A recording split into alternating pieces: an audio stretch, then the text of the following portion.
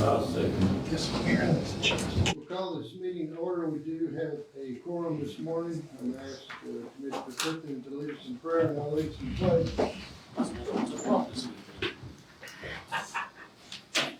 Dear Heavenly Father, we just want to thank you for this beautiful day. We pray that you will send us some rain. It's desperately needed in this county. There's Hope Country. Just be with us as we go through our business and help us make the right decision and help us think about everybody that's here in this courtroom and in this courthouse, works for our county. Give us all safe travels when we leave here.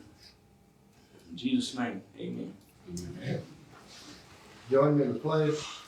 I pledge allegiance to the flag of the United States of America and to the republic for which it stands, one nation, under God, indivisible, with liberty and justice for all. Please be seated.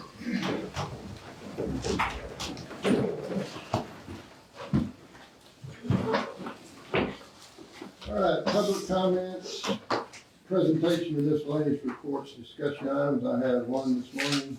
Todd Goodwin. Okay. Ready? I'm ready.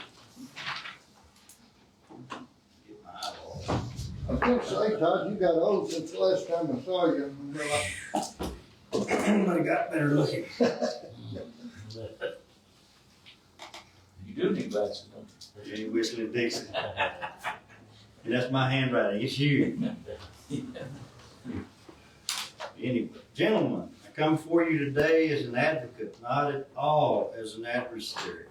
I thank you for your service to our people because I believe you do this out of the goodness of your heart. And as a leader of Celebrate Recovery, I thank you for what you do for those people who suffer and are honest about it in our county. That being said, I have a concern and a request. Please do everything in your heart and power to cap taxes and keep budgets in check, whatever you can do. I keep talking to old people that are scared of losing their paid-off home to the tax man while foregoing homeowners insurance so they can afford to eat and pay essential bills. Most current inflation is something that you can do nothing about. But if the skyrocketing price of homes and rents in Abilene due to so-called data centers happens in our county area, we're in trouble. In my 3 minutes, I can't explain all that we have been and are being conditioned to accept. But those are not simply data centers. They're control centers. There cannot be enough surveillance good brought about by these to outweigh the bad. Please do not allow us to be surveilled. We are the ones being set up to be controlled. If you know nothing about digital currency, blockchain, or competing against China, come see me, 601 Samuel Bond Road 10. I'm out there every morning. It gets hot at one house. This is not a conspiracy theory. It's biblical prophecy. In 1755, Benjamin Franklin said, "They who can give up essential liberty to obtain a little temporary safety deserve neither liberty nor safety."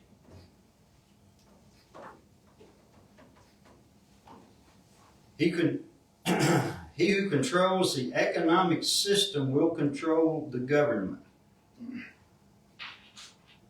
One world economic and government system is 2 small steps away. Cashless society will be achieved by data control centers. Will be. Physical currency will not exist.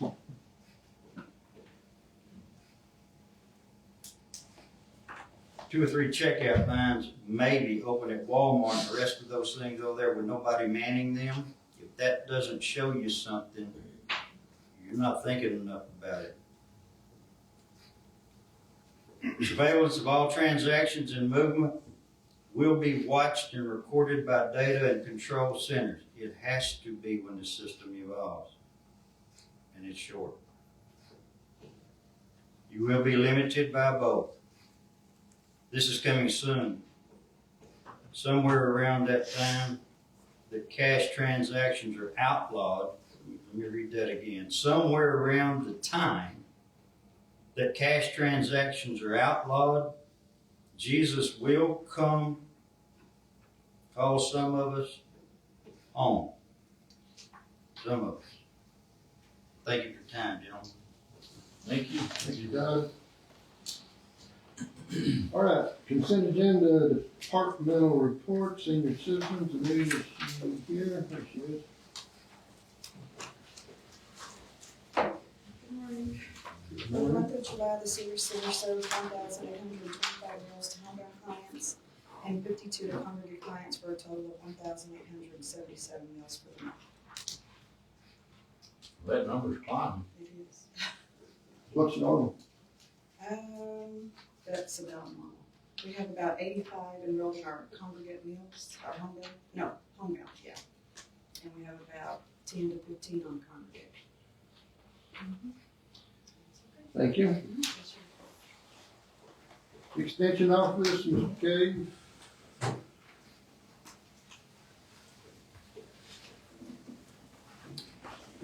So, since the last meeting, we were participating in two different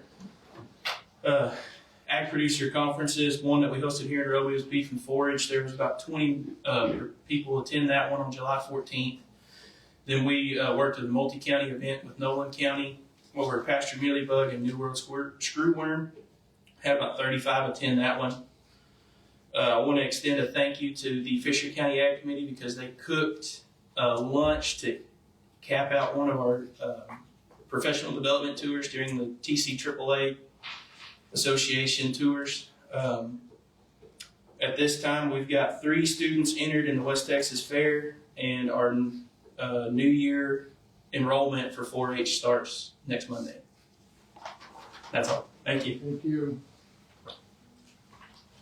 County Treasurer, Ms. Parks. After bank reconciliations, the county funds ended with $10,141,768.59. That's with interest earnings of $33,551.50. We're currently holding 86.202% in the tax pool, earning interest at a rate of last month it ended at 3.68, and we have 8.37 in our general fund, with all others in the other dedicated funds. That's all I have. Thank you. County Auditor, Ms. Mullen. Yes, the commissioners should receive their monthly bill. The total was $116,063.12 this month. Do y'all have any questions on those? And then we're nearing the end of our fiscal year, obviously, so get your bills turned in as quickly as possible. That's all I have, Judge. Thank you. Law Enforcement, Sheriff Dixon. Yes, sir. Sheriff's Office answered 619 calls since the last commissioners meeting. We currently have 5 male, 3 female, for a total of 8 inmates in Jones County. We're not currently housing anyone in Fisher County. And some of the calls, they've ranged from a lot of different things.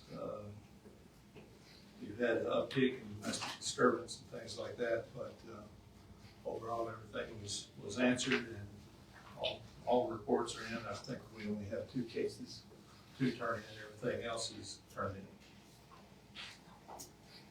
Thank you. That's all I have on the consent agenda. I'll entertain a motion. Motion to approve. Second. Second. All in favor, say aye. All opposed, say no. Motion carries. New business, conflict of interest, Ms. Mullen. I have none, Judge. Budget amendment, line item transfer. I have line item transfers. I have a few of those. The first one is precinct 1. This is just a line transfer from his debt to his new equipment and tires, which is $40,161.13. So $40,000 will go into the new equipment and $161.13 will go into the tires. And then from his road material, $20,000 to cover his repairs, which is $20,000. That's precinct 1. Precinct 2, I have coming from the road material $1,000 to his repairs $1,000. Precinct 3, I have $6,500 coming from his road material to repairs $6,500. Precinct 4, I have $5,000 coming from road material to repairs $5,000. And that's on the precincts. And then on the senior citizens, I have $7,000 coming from repairs. Y'all may have said 8. There were some POs between the time I sent that out to now. To her supplies, $1,000. Her band expense, $4,000, and edible goods, $2,000. And then from her new equipment, $2,000 to edible goods, $2,000. And then on the district clerk, we're just playing back and forth on this apparently, from $80 from her travel to supplies. And those are just budget line transfers. They're not amendments. That's all you got? That's all I got, Judge. Entertain a motion? I'll make a motion to approve. Second, Mr. Elrod, all in favor say aye.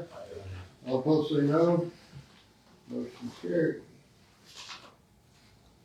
Burn ban. I'm assuming we want to leave it off. Leave it on. No action necessary. Leave it on. Leave it on. Yeah, leave it on, I'm sorry. No action necessary, it's already on. Special revenue, Ms. Malden. I have none, Judge. All right, item number 6, order election for November 3rd, Ms. Thompson. Y'all have any questions? We're just ordering the November general election. Make a motion to approve. Second. Motion in second. All in favor say aye. All opposed say no. Motion carries.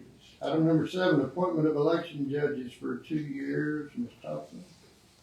Same thing, y'all should have got the list of who it's the same judges we've had. It's just every 2 years we have to reappoint. I'll make a motion to approve it. Motion in second, Mr. Elrod. All in favor say aye. Aye. All opposed say no. Motion carries. Number 8, is Sam, Not here yet. okay, we'll skip. Number 8. Item number 9, approve concrete donation from Bridge Project, County Road 224, Contracting LLC, Micah Evans. It's the bridge contract they're doing in front of Terry Coker's on County Road 224. The concrete coming out there. We asked, they said they'd donate so we could use for filler material and bad back washers on the roads. Make a motion to approve. Second. And second, all in favor say aye. Aye. All opposed say no. Motion carries.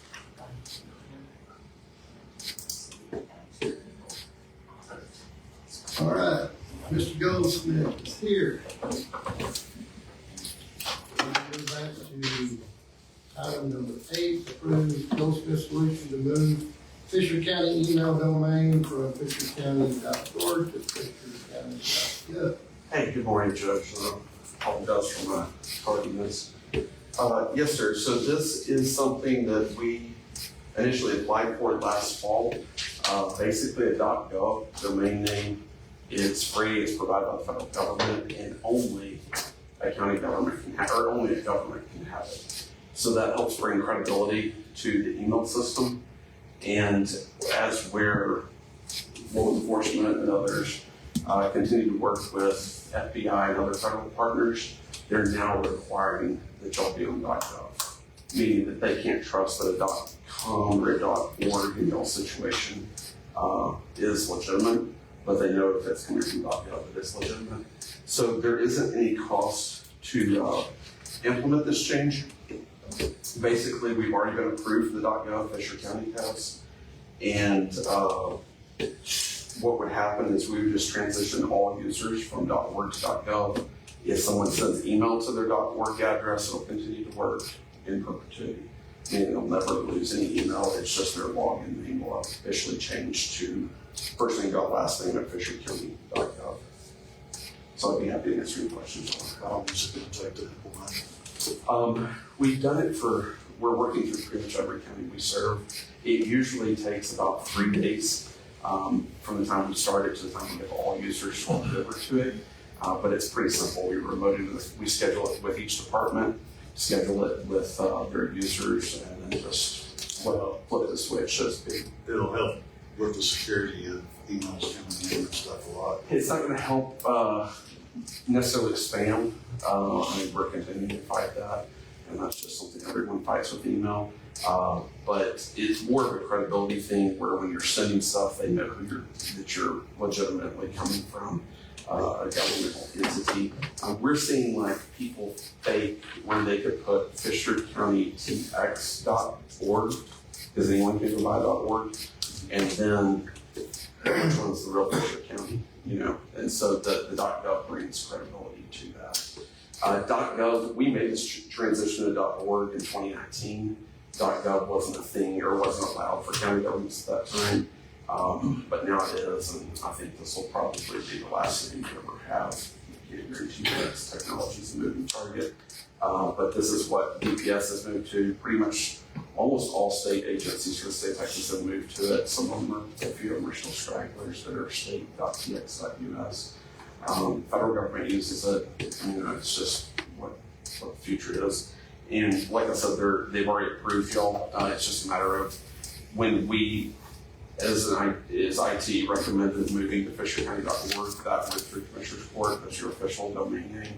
And so to make a change to that, I just need y'all's approval to make this change. I make a motion to approve. I'll second. Motion second, all in favor, say aye. Aye. All opposed, say no. Motion carried.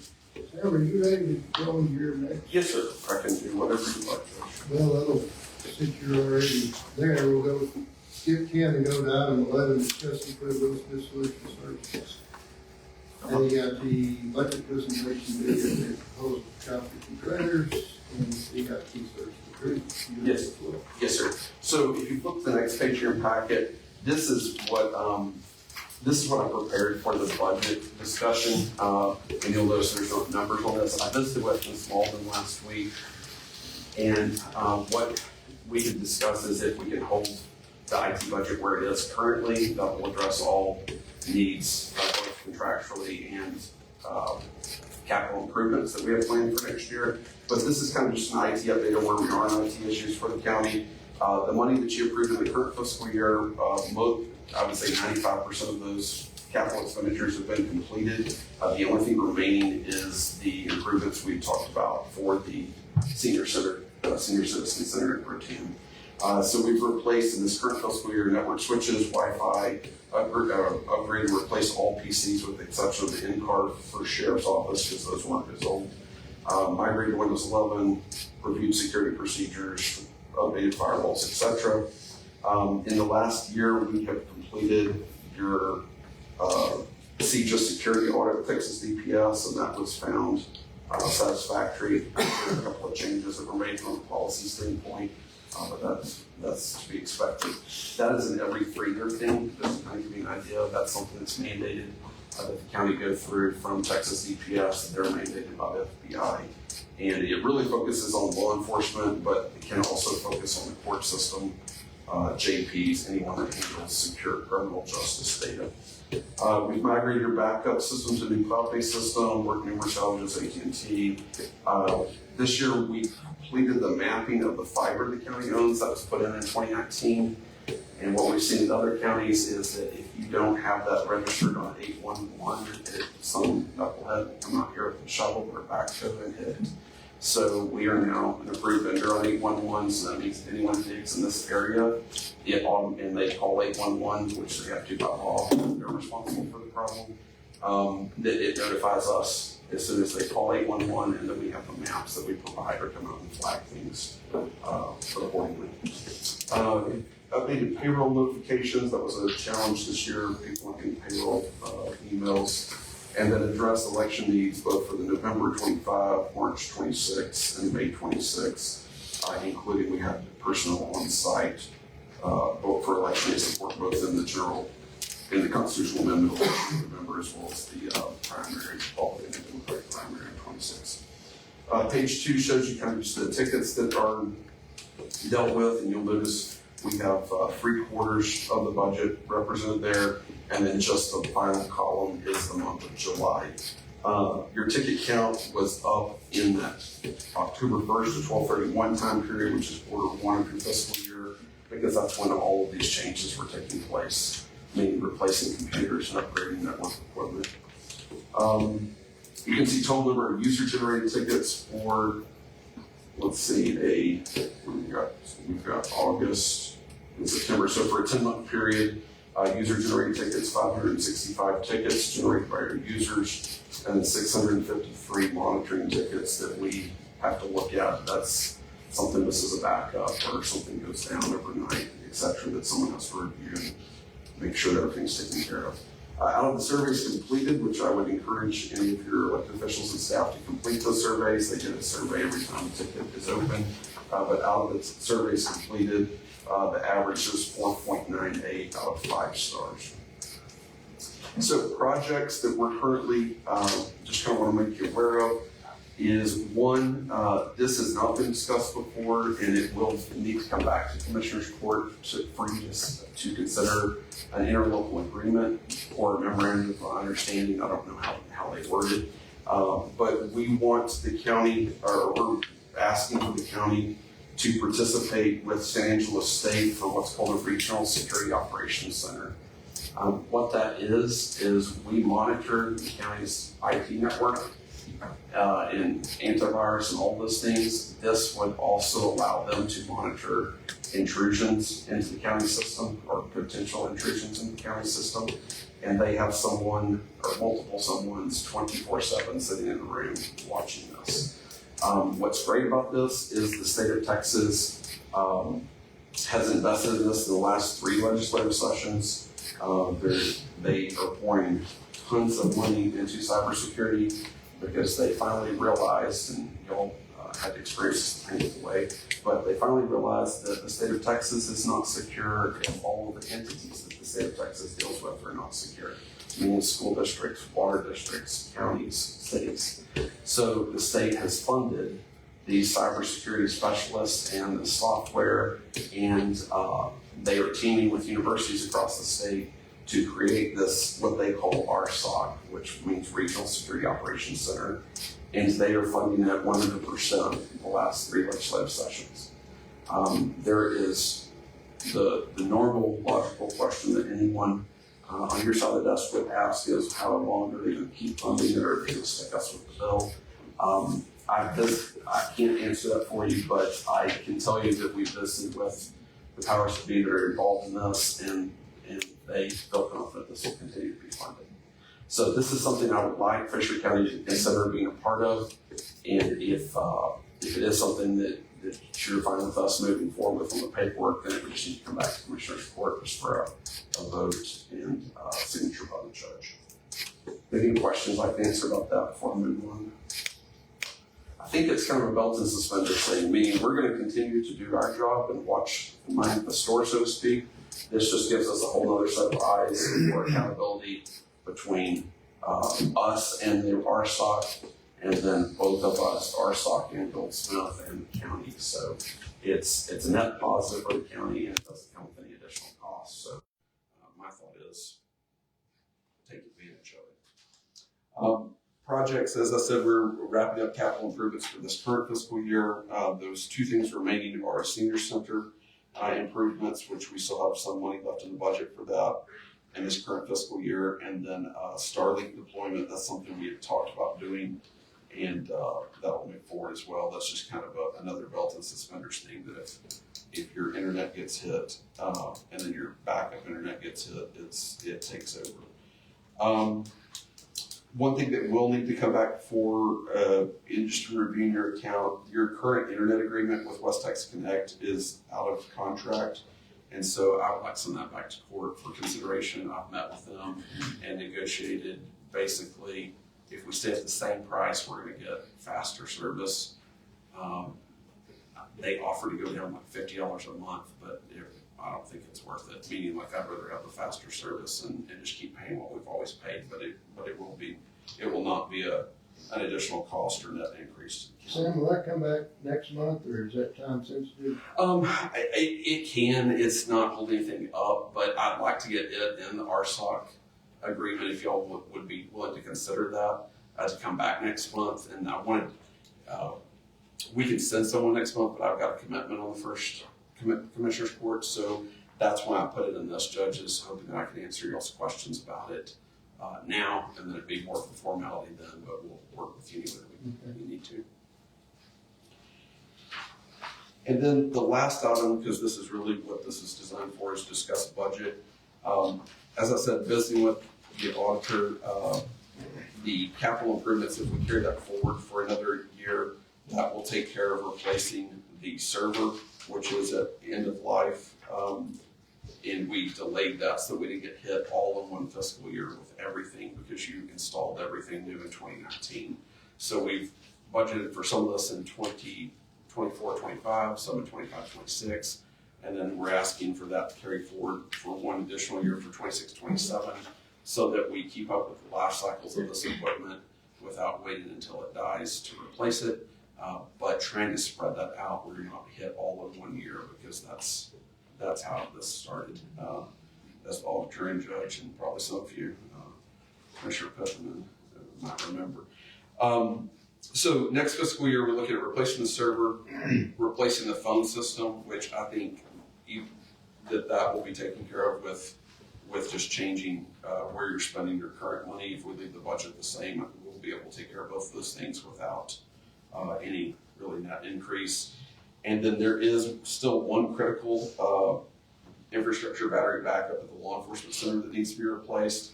I'm not sure if I've got the money in the budget this year to do that, so I went ahead and carried it forward, because I think by the time we finish this year, that money will be spent on all the things that you approved at this time last year for the current fiscal year we're in. I'd be happy to answer any questions you might have about the budget in general, or any of the things outlined in the IT update, including RSOC.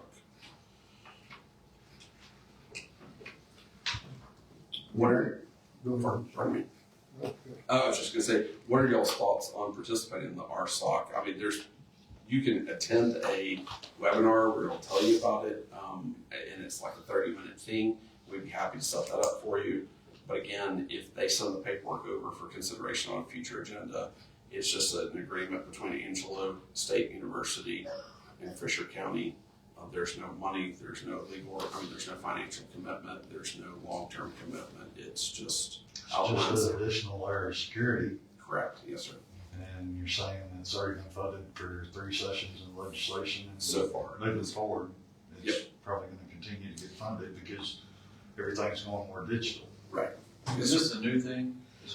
It really ramped up. They funded it for a session, so 2 years, and then started working to get it, off its feet.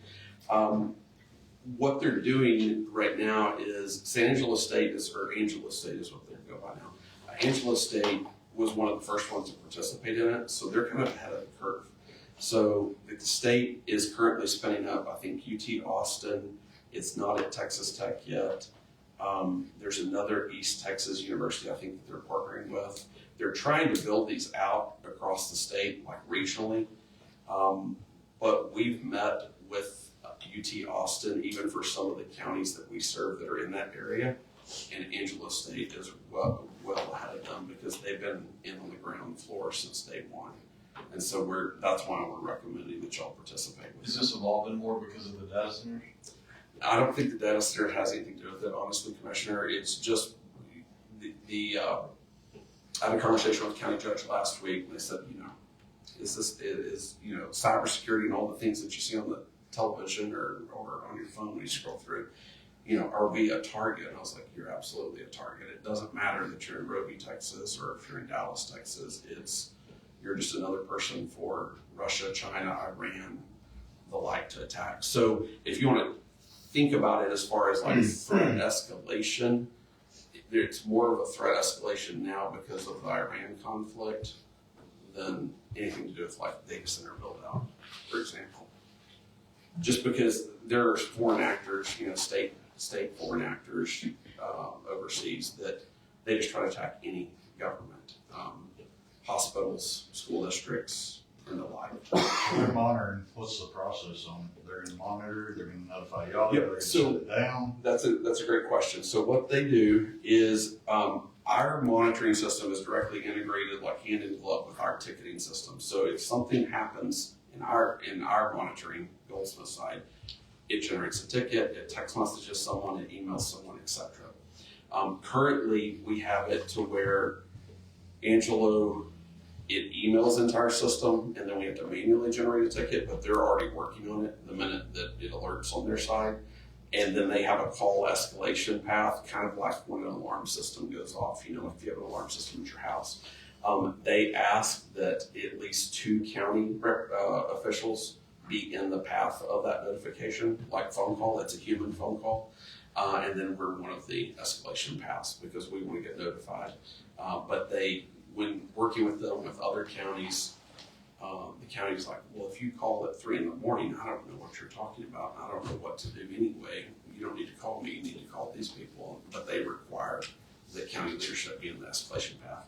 If they weren't, or if we had an incident right now, we would get notified, and then as per your agreement, the county judge and the county auditor are the first 2 phone calls.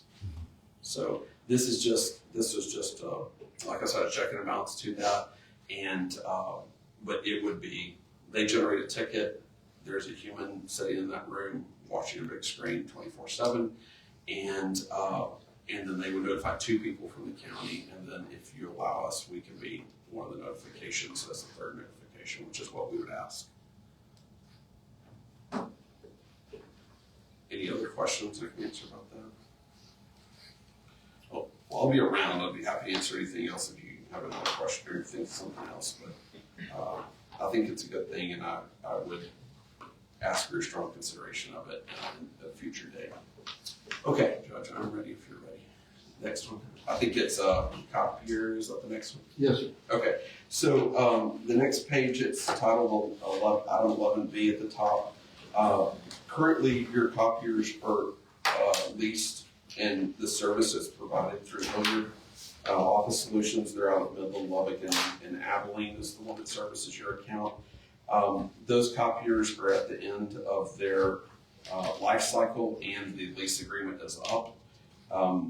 They proposed renewing that and replacing with like for like, meaning like same size copier, for all the different offices. I did notice that I have one missing on here, but it is outlined in the agreement. I checked my work after I sent this over to be printed. The district clerk's office is not listed on here. However, I verified that it is on the agreement of what they proposed. So basically what would happen is all of the existing copiers, you don't technically own them. You're paying a lease and a maintenance fee, and they maintain it. If it breaks, they fix it type thing, and they provide the toner and provide pretty much the electricity and the paper for it. All of these will be replaced. We're proposing, this also applies to printers, like individual printers. We're proposing to replace 8 of them. 8 of them in the county. You have, I think, 23 total. 8 of them do 90% of the work. And I'm not commenting on people doing work, but I mean, like, that's just where the volume is based on that office's function. And so instead of replacing all 23 at a higher cost, we're proposing to replace those 8 and then just have the maintenance agreement on the existing printers, because a lot of them are still low, what they call click count, so think mileage. And low, for something that's 5 or 6 years old, would be anything under 30,000. And when I pulled the report, some of these were under 10,000 prints. And then some of them are 150,000. That's why we're wanting to get those out of here, because that's pretty much the life expectancy of it. You're roughly paying, down at the bottom, it gives you a summary of, this would be a new monthly equipment lease, which is in the IT budget. It's a 60-month term. It breaks down the equipment versus the service, and the service is on-site support, toner, any kind of parts, etc. for the machines.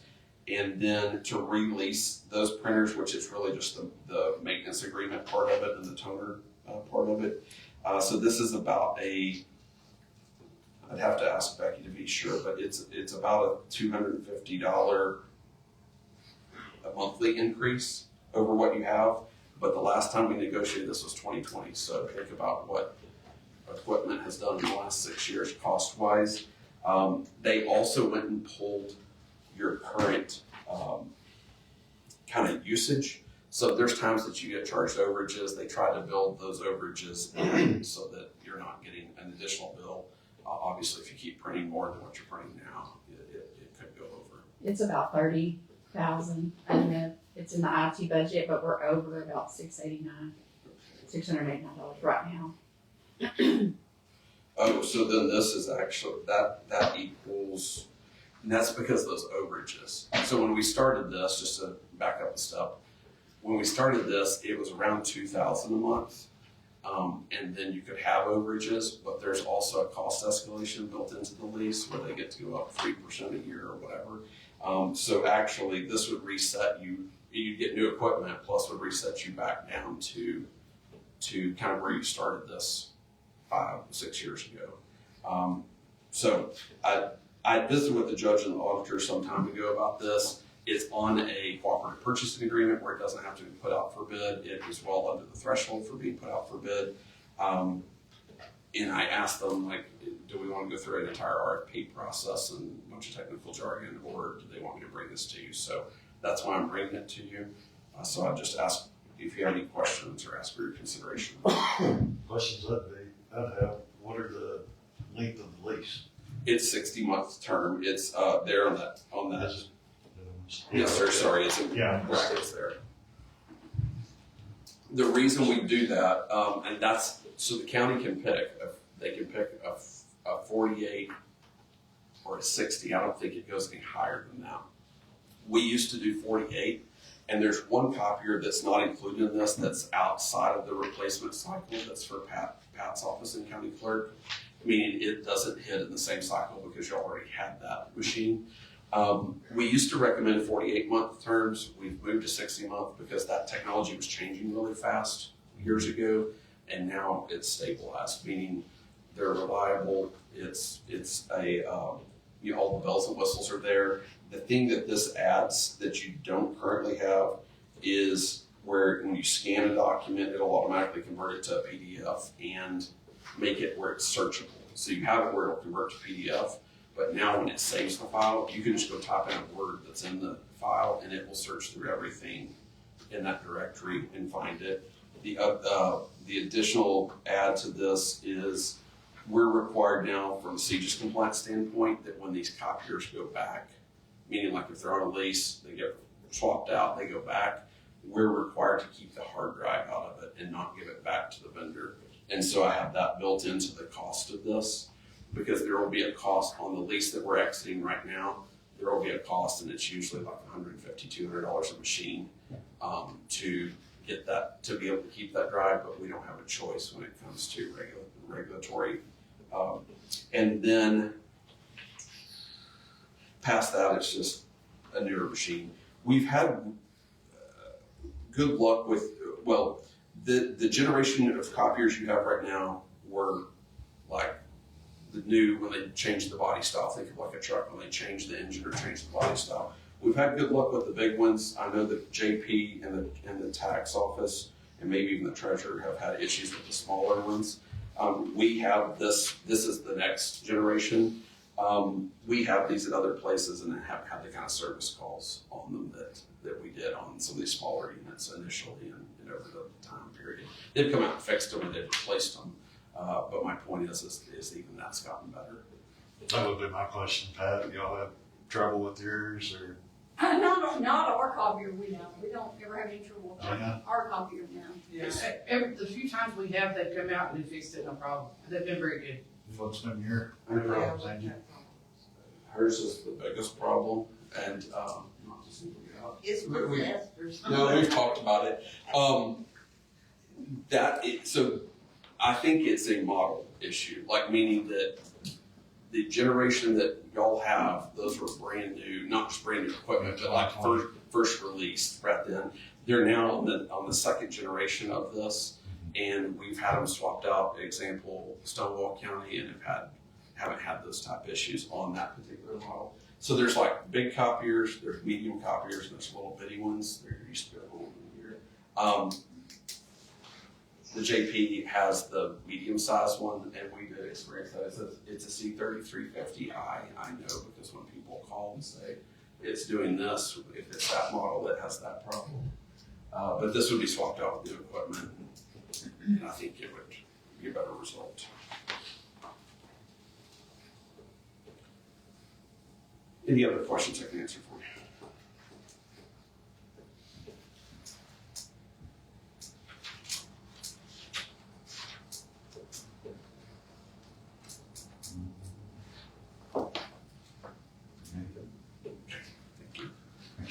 Yes, sir. So I would ask for your consideration on that item for approval or to be considered by the court, and then if there's action, we can deal with that. If there's not action, we can move on to the next. Then the next one, we'll put them all together. Okay, thank you. Okay, the last thing I think is our agreement. Is that correct, Judge? I don't have the document for me. Yes, sir. Okay, so our agreement with Fisher County is set to auto renew, and that takes place every year in August. And there's a bunch of provisions of how you can get out of that if you wish to get out of that or if you wish to renegotiate it. Our intention is to auto renew that with the county. The county hasn't provided any negative or positive feedback on that. I mean, users provide positive feedback, but there's been no conversation about it.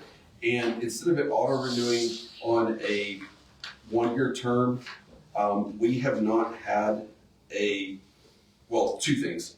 One, you pay for services like professional services, which is our support, on-site, remote, help desk, all of that, like the human side of it.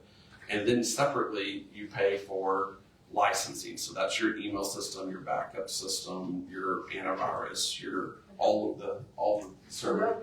Adobe is paid for in a separate direct agreement with Dell because it can't come through us in order to get you the best pricing. Okay. But Adobe is another example of something you pay for. So there's kind of two components of what's on our bill every month. The services side of it, you are paying higher than what our current pricing structure is because since you've signed this agreement years ago, we are now on TIPS, and TIPS is like Byboard, where we have to publish our price and we have to offer a discounted price for government. And so I'm proposing a new agreement that would be on a 3-year term, and it would take all of that licensing cost to the TIPS price. Does that make sense? That's the easiest part of this to deal with first. So I just want to make sure we're on the same page there. So there's some cost savings there.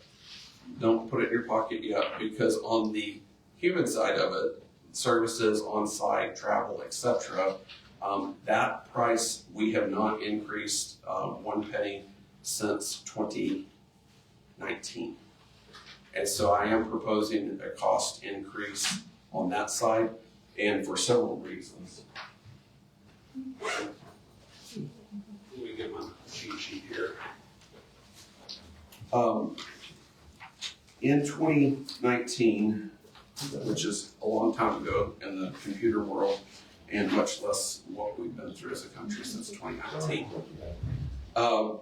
So you've increased some users and situations, you've increased the number of computers that we support for sure.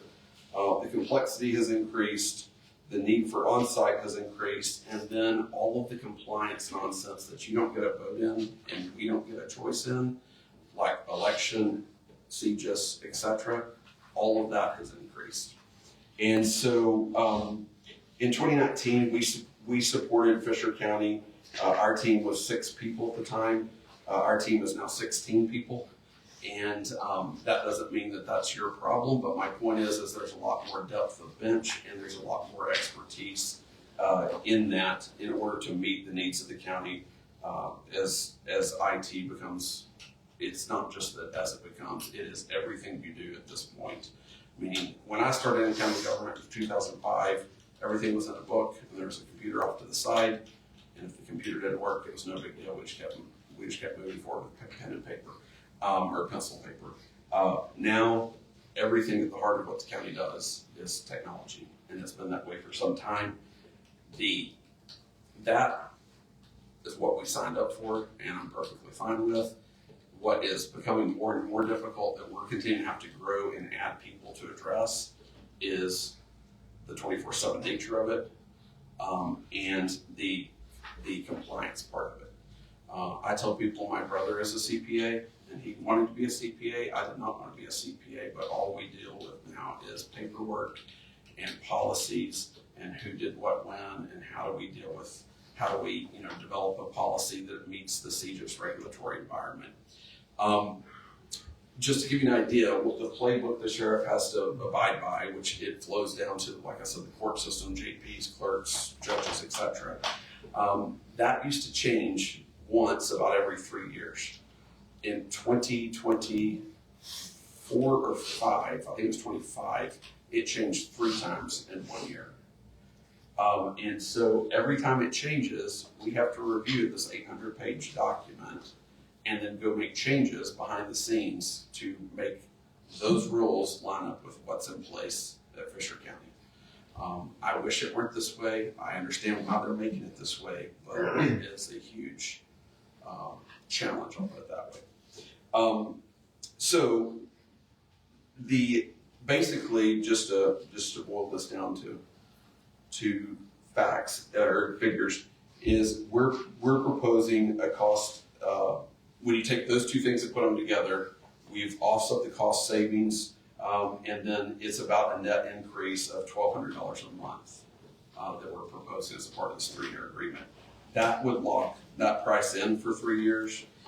If you want us to consider something different, we obviously want to continue to earn your business, and we can go back to and look at it if needed.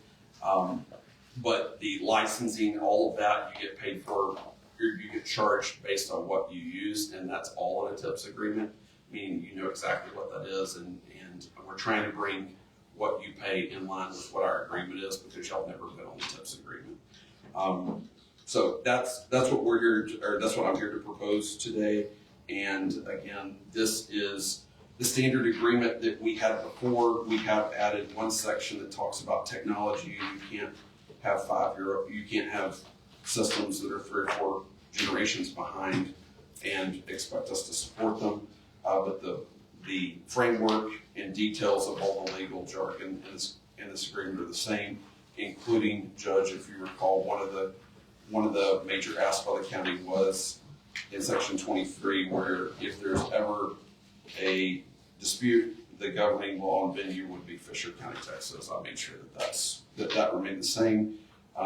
There's no substantive changes in that. It's more of a cost change based on current needs versus what the needs were 6+ years ago. Did Becky have that number already? No, sir. I visited with her last week, but I didn't have this ready yet. About 14,400? Yes, ma'am. Okay. Does that need to be broke up into certain?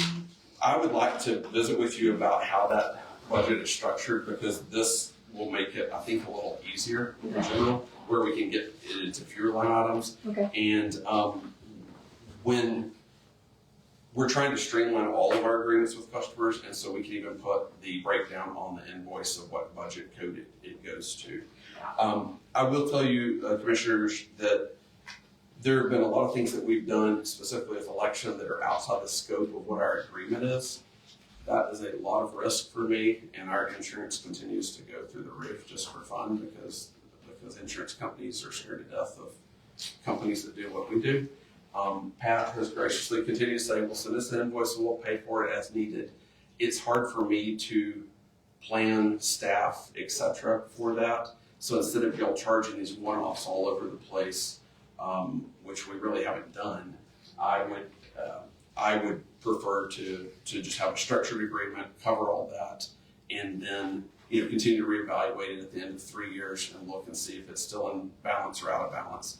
I always tell people that this is a two-way, any relationship's a two-way street. I want you to be happy with what you're getting. We have to be happy with our side of it.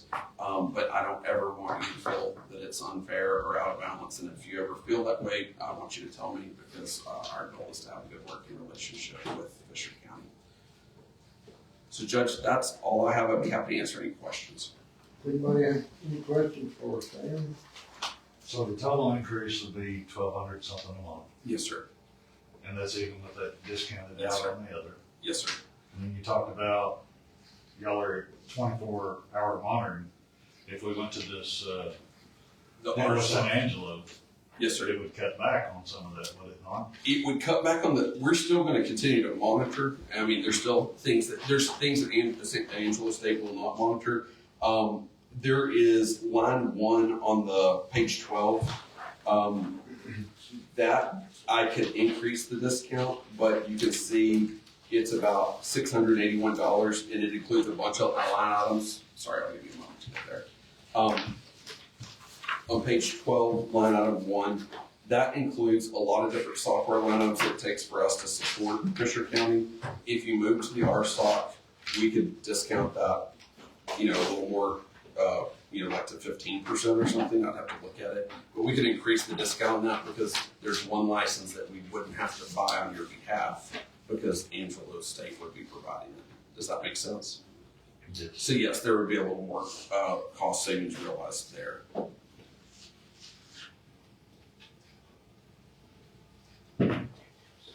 Because without making changes to the initial contract and stuff on this, I know just partially, has the Morgan or county attorney?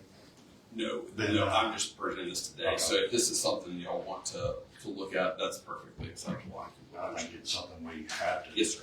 No, I don't think, I'll be happy to sit down with her as well, and there's a copy of the current one in Pat's office, and I'll be happy to go over the changes that were made.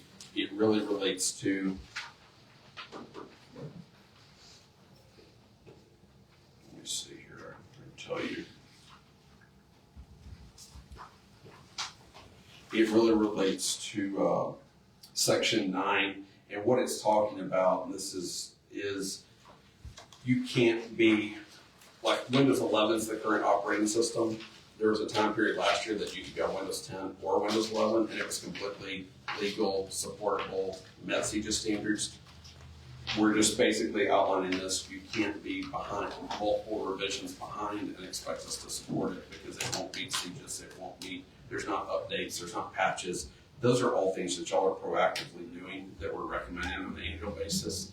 But we just formalize that in this agreement because I don't want to be in a situation where I have a few counties that aren't quite as proactive in dealing with things, so I don't want to wait until it's bad, until they're way behind and they say, we all have to support this, and it's unsupportable, not because I don't want to support it, but because they don't make the updates for it anymore. But yes, sir, we could revisit this and have Morgan take a look at it if that's the board's pleasure. And the last thing I'll say is that cost increase is not just based on some magic pie in the sky number that we picked out of a hat. It's based on all the needs that I talked about, but it's also, we looked at hours that y'all are using, try to average that stuff out. We also looked at trip charges. Y'all have never been charged one time for a trip charge. We're not proposing to charge for a trip charge, but we did build in kind of an allowance we kind of built into the budget of this agreement where it tries to cover some of that on our end, because if we come out here 3 times a month, or I think it originally was like 2 to 3 times a month, that's one thing, but there are times that you need us out here 5 or 6 or 7 times a month, and I don't ever tell any of your people no, and I don't tell my people no. Meaning if they say I need to go out there because I can fix this for Becky or Pat or JP or whomever, I don't ever look at if we're upside down and what that costs. I just say do it because that's what it takes to get the job done. Okay, Judge, anything else I can answer? Or Commissioner, any other questions I can answer for you? Anything, Michael, what was your suggestion? I just think with any change to the contract, because wording was changed in the initial Sure, agreement, that's one. that we need to have the county attorney go through the contract prior to agreeing to the contract.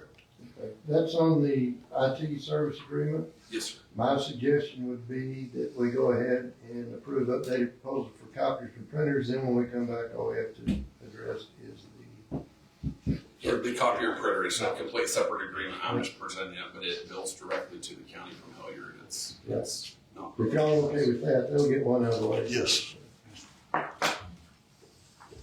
So, I'll make a motion to update or to approve the updated proposal for the copiers and printers. Mr. Alright, all in favor, say aye. All opposed, say no. Motion carries. Now, on IT service agreement, you proposing to table that? I propose to table until Morgan has a chance to go over the new agreement. Do I have a second? I'll second. Second. Table that, all in favor, say aye. All opposed, say no. Motion carries. Okay, I'll be around if you have any other questions. Thank y'all for your time. I appreciate it. Thanks. on San Angelo project, that's something we need to go ahead and address now. I don't have the paperwork for that, so that's something that we'll need to come back to Commissioner's Court. I basically just put it on here to see if that's something y'all want us to move forward with. It just takes, I don't need your vote, I'll put it that way. Commissioner, I'll go ahead and have the paperwork prepared, and then that way you can consider it a future meeting. And I would strongly recommend affirmative on that, but it's the court's decision, but we can have the paperwork with Angelo. Judge, there's like a 30-minute thing I need you to sit in on. It's just a webinar that they require to meet you and greet you and all of that stuff before they'll send the paperwork over, but we can schedule that with you. Okay. Thank you. Thank you, Sam. All right, back up to item number 10, discuss and approve interlocal corporation agreement with the city of Rotan for city use of gravel and gravel placement by the county. Mr. Posey. Yes, I don't know if y'all got the interlocal agreement. It's for the, city of Rotan to get gravel from our gravel pit and for us, if they need us to put it down, but we will not be cutting any ditches or anything, just to help them out with their roads and stuff in the city. And this is, I would like to get it approved, and this will be approval upon Rotan getting theirs approved on Thursday, I believe, is when there's this. So we can sign this and then do their sign. I'll make a motion to approve it. For the motion, we have a second. Second. A motion and a second, all in favor, say aye. All opposed, say no. Motion carries. All right, item number 12, approved publication of any salary increases of elected officials if needed.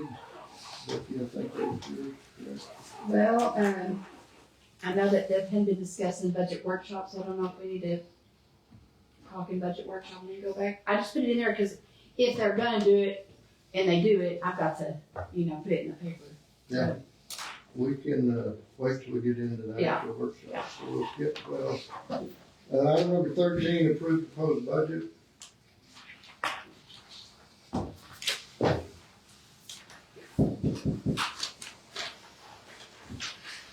All that is proposed, and I think we go through this every year.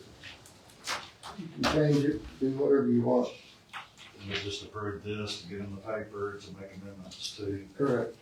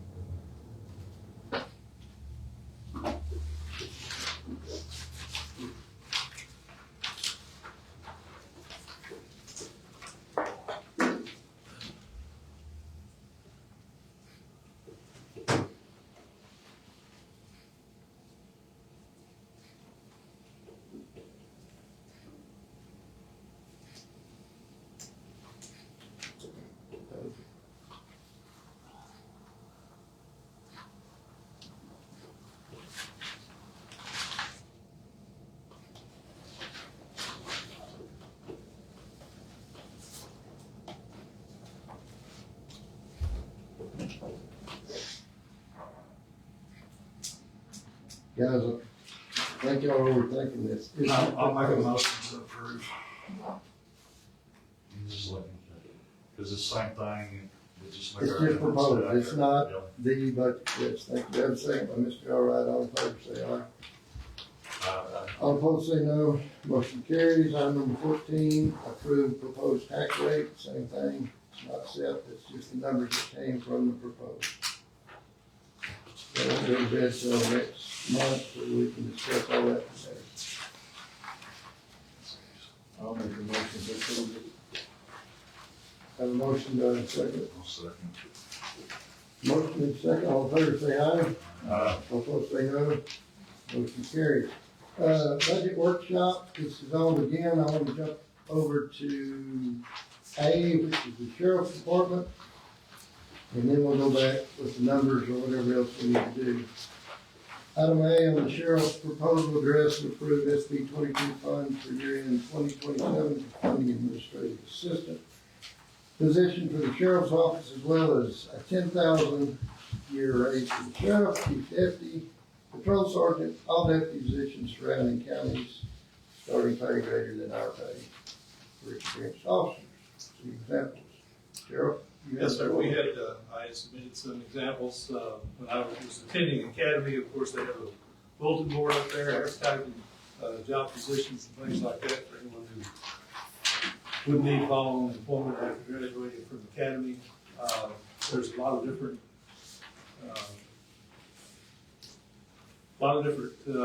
pay scales out there for different people. The latest one there, that is, the one from Haskell is the latest one that, has hit the market, so to speak. Some of the old ones are a little bit older, but, for some of these organizations, and some of them aren't very big, their starting pay is more than what our chief deputy, and our chief deputy works at the rear end of. And the SB 22 was originally designed to, bring salaries and everything into line with all counties, giving us equity and everything. Fisher County being a small, populated county, we get $250,000 a year. This would take, this would account for 60,000 out of for the law enforcement side, for the positions, for each deputy, patrol sergeant, chief deputy, and the sheriff. And then proposing another 40,000 for paying for the administrative assistant. We had proposed that last year, and you guys have graciously approved,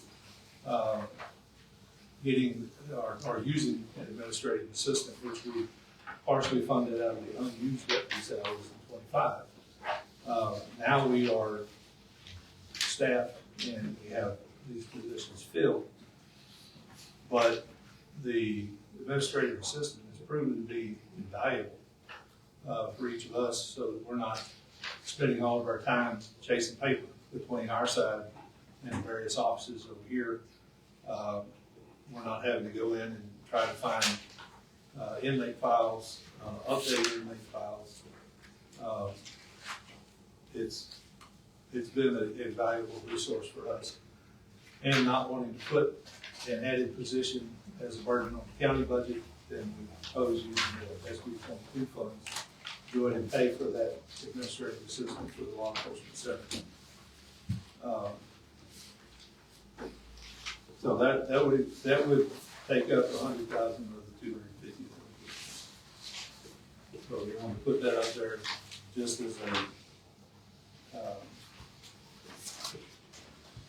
as a proposal, because in the end, especially when it comes to attracting experienced law enforcers, then a lot of them don't look here because they're going to make anywhere from $5,000 to $15,000 more in a surrounding county.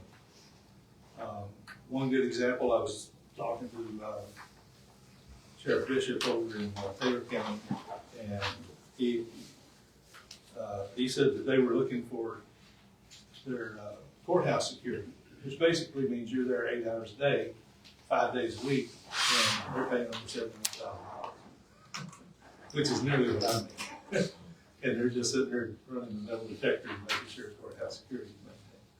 So there is a disparity amongst surrounding counties, but I think in order to make us more attractive to continue to be able to get good people and to keep the ones that we have, then I would like to use that SB 22 funding to increase those salaries.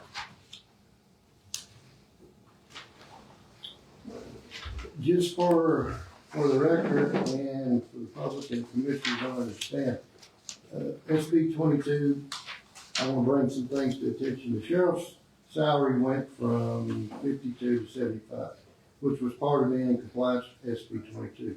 The deputies had to be at 45. If my number's correct, they were already above that. Slightly, yes. Well, it doesn't matter, above's above.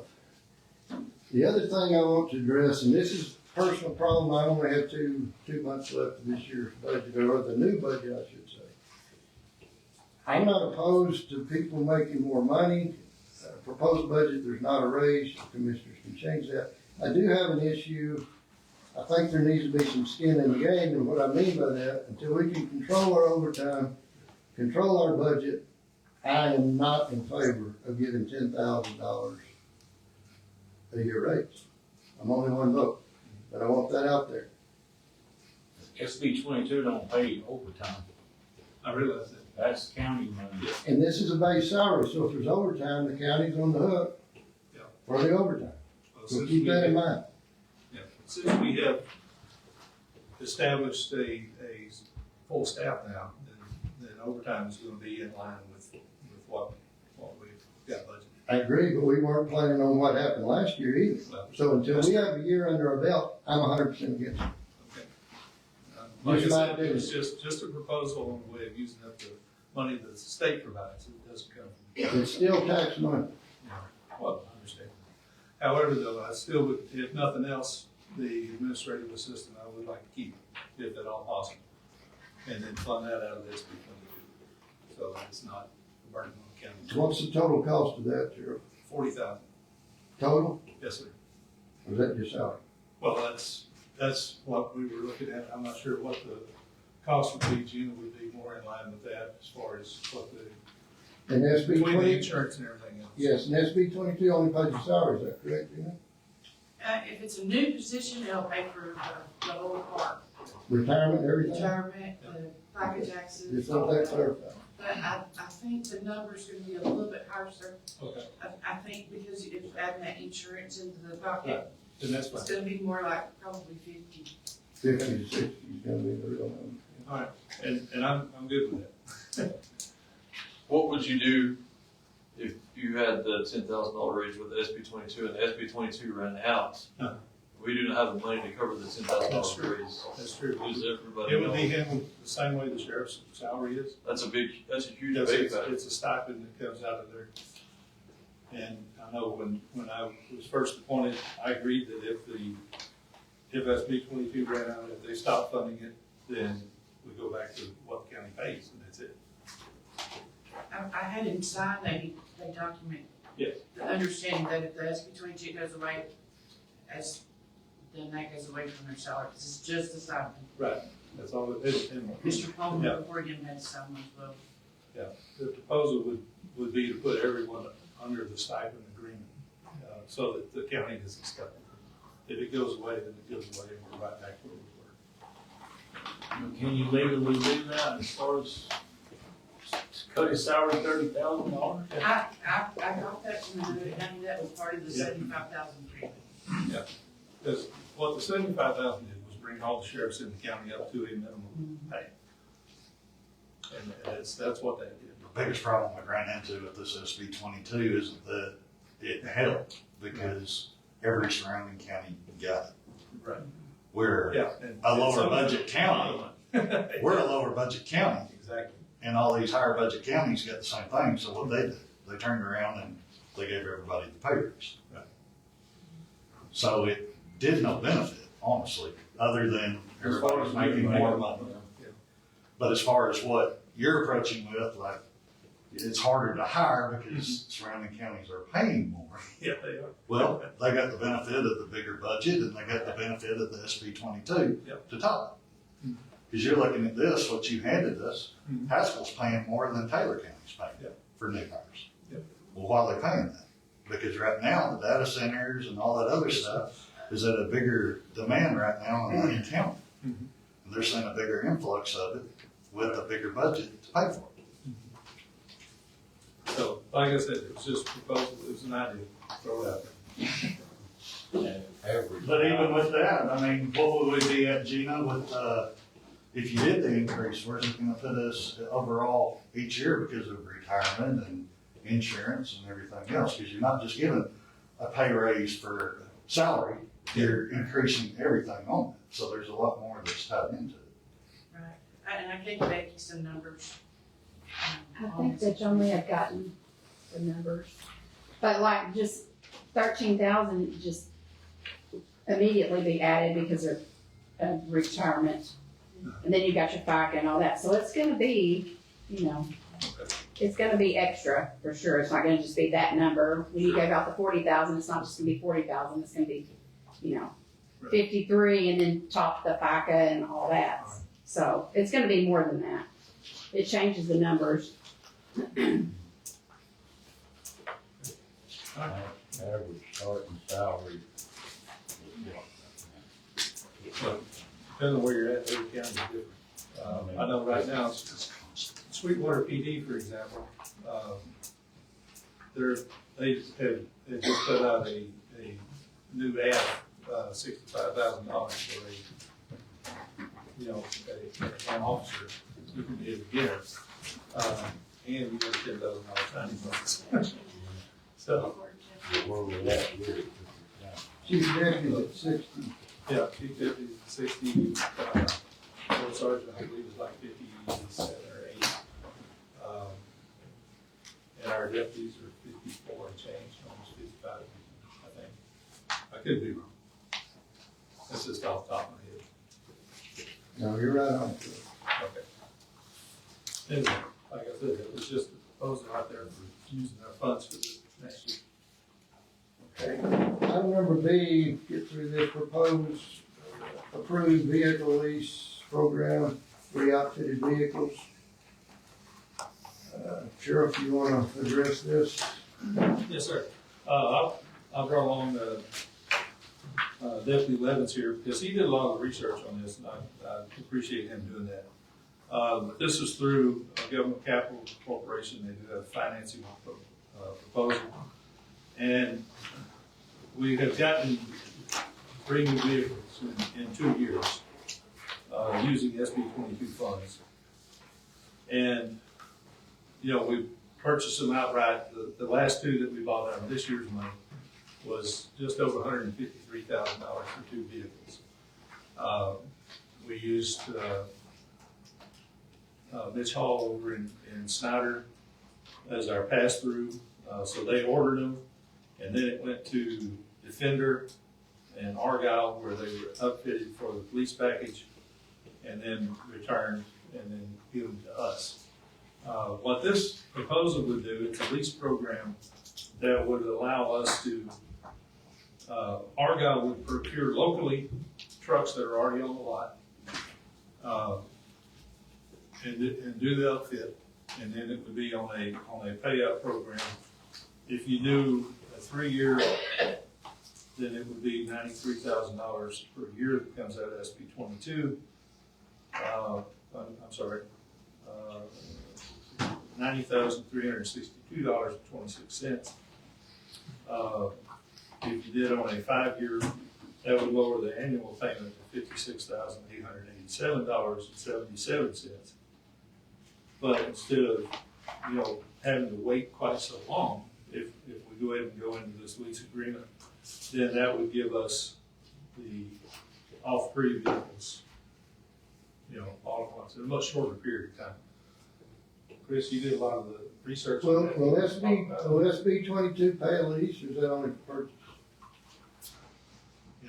The government comes. I don't I just thought of that. think you Well, I would. will say, this is a lease type, but it's actually more of a finance. Once, if this is approved and goes through, the vehicles are automatically put into Fisher County's name. They're not there's no liens on them or anything like that. So it would technically be the county's, so it's not, I'm not worried Let's say about lease, technically, I'm but worried it's not. about will SB 22 cover it? I don't think so. I don't think It's so it's either. not, no idea. But I also think on the same, I should have researched that one. My fault. and I also think on the same thing, Argyle, can't you purchase equipment ready right there, vehicles from them? I checked with them, he said they don't have any available right Okay. I don't think SB 22 pays for lease. now. Okay, I'm pretty sure. All right, number C, propose approved acquisition for drone Fisher County Sheriff's Office. Sheriff, you're up again. All right, yes, sir. All right, we have had some incidents in the past, and thankfully there's not a bunch of them, but a lot of other surrounding counties do have drones that they use, especially in cases of missing persons and things like that. We had, one here in the county a few months ago, which wandered off. Spent a lot of time looking for her. Thankfully, someone with a Ring doorbell camera actually found her, or at least knew where she was at, where she was headed. But I think something like this would not be a bad idea for the county. It could aid in everything from, fire detection to missing persons to, even checking on illegal dumping and the whole 9 yards. There's 3 proposals here. Now,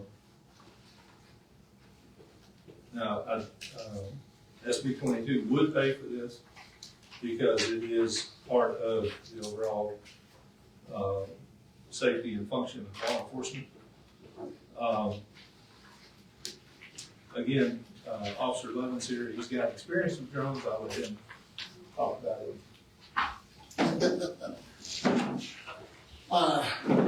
Like I said, back in May, the young juvenile that went missing, that night it was raining, storms coming in, so they were gonna bring drones from other agencies, but due to the storms, they decided not to. They weren't gonna bring them. This drone is actually it's a DJI Mavic 4T-D. This is the best one that DJI has. There's different brands. It's kind of like, you prefer Chevrolet, Ford. Me personally, being the drone guy I am, DJI to me is the better one. It does utilize night vision. It has thermal. It has a spotlight you can add to it for searching. It has a speaker that you can actually talk through to somebody. And if we're in a situation of somebody who's in a house, they won't come out, we can talk to them through the drone safely. There's many uses for it. I personally used to have one, but this here is the newest software that they have. So it's not gonna go out of date anytime soon. This is the newest version that they have. There would be a little additional cost on top of whichever quote is there for. I have a recreational license now. I would have to go through and do the full Part 107 drone license to operate this. If it's approved, I just feel that it's an asset that just one life saved with it would be well worth the cost of it. So. How much is, I didn't get a copy of that, how much are the costs on that? The lowest one that we have, I think, is $10,000. $10,001. That's $10,001. the cheapest. The one that I like, the one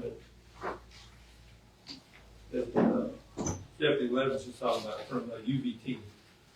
And that one is $13,702.10. You actually have money in this year that if you don't spend, we're sending back in this budget year. Well, then if nothing else, if How much is in there? Well, I think there's 68,000, but part of that is your salary, so I guess 50, you're safe to say you got 50 left, so Yeah. that would be something you could ask the court to do this year. and if possible, and if you're agreeable to it, then, we can change it. This one's a little higher due to it has a 13-month warranty type deal. Anything happens to it in that 13 months, whether it be, of course, it does have the manufacturer warranty if something happens to it, but to say if something, it goes up and you pretty much, there's fail safe, you can't run it into anything, but user error, if something happens, then this will cover that cost of replacement. Will it cover somebody shooting it down? That's a good question. I mean, I would assume it might, but that's an assumption, so I don't know that for sure. I would have to look into their. How big is it? It carries in a case. It's not really that big, and it also it covers the extra batteries. Each battery has a runtime of, I believe it was 35 to 40 minutes. And they also have a fast charger, so if you're on scene for a while, you can use one battery, then take it back up with another one and charge them, and can continuously use it for a couple, 3 hours easily. If the situation calls So for it. what happens if it just scratches its own self and falls and it goes through somebody's roof of their house? Who covers that? That would probably be Fisher County. Fisher County, I would imagine. And of course, with this, I've got a policy that's kind of bland right now for people that have drones that we'll use and get into effect and tweak it to Fisher County needs. Yeah. Other counties have them, they just have you put on our county questionnaire. They ask that on the questionnaire every year.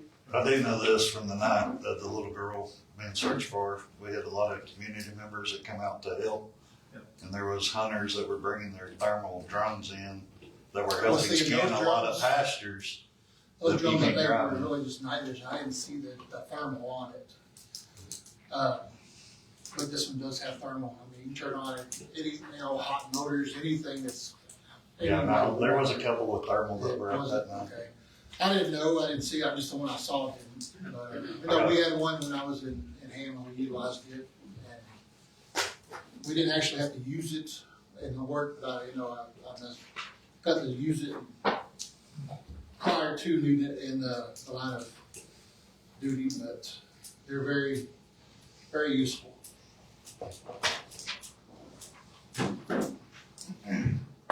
I know the DSLR, which is the $12,000 drone, that one has,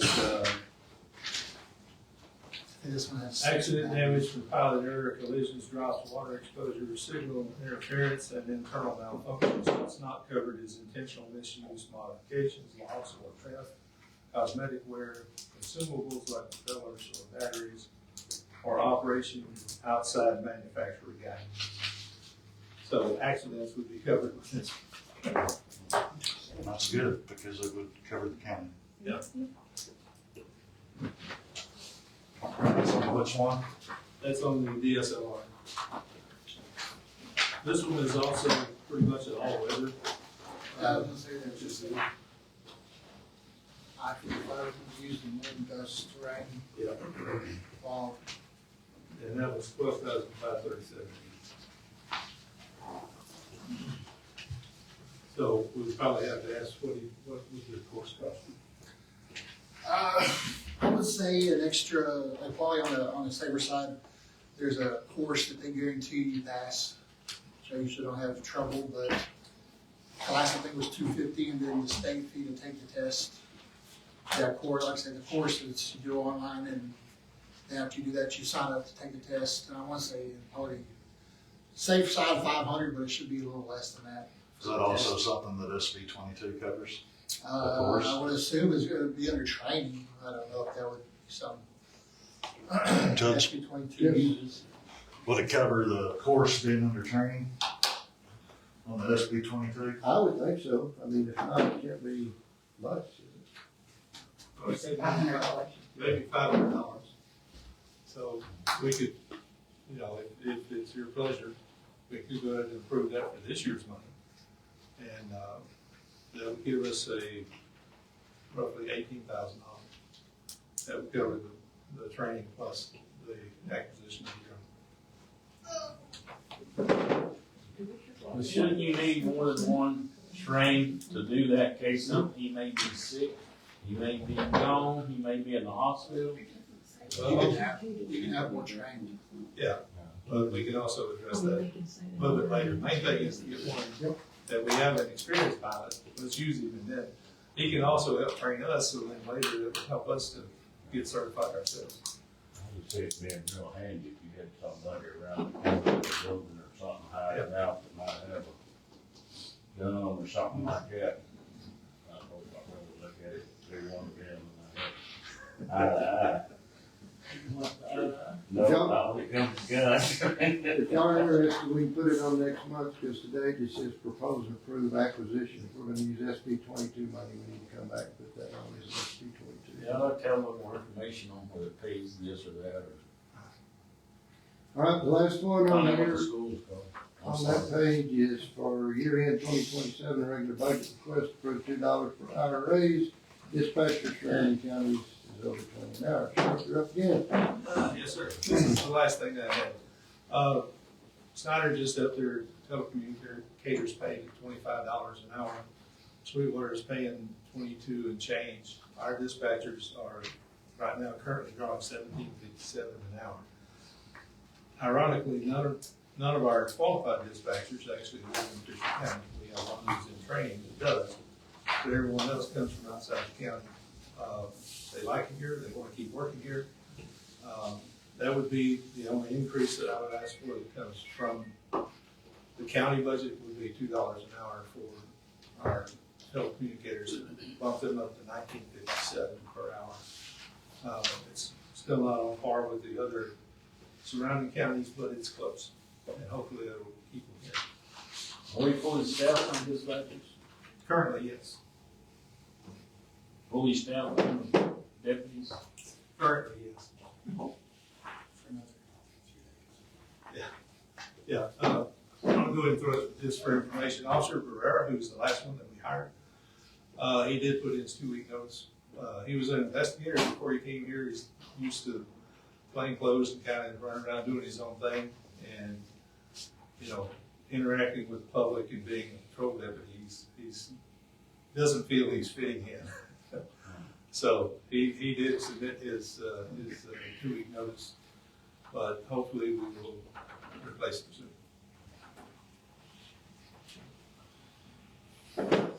Just for the FYI for the court, $2 is gonna be about a 12% increase.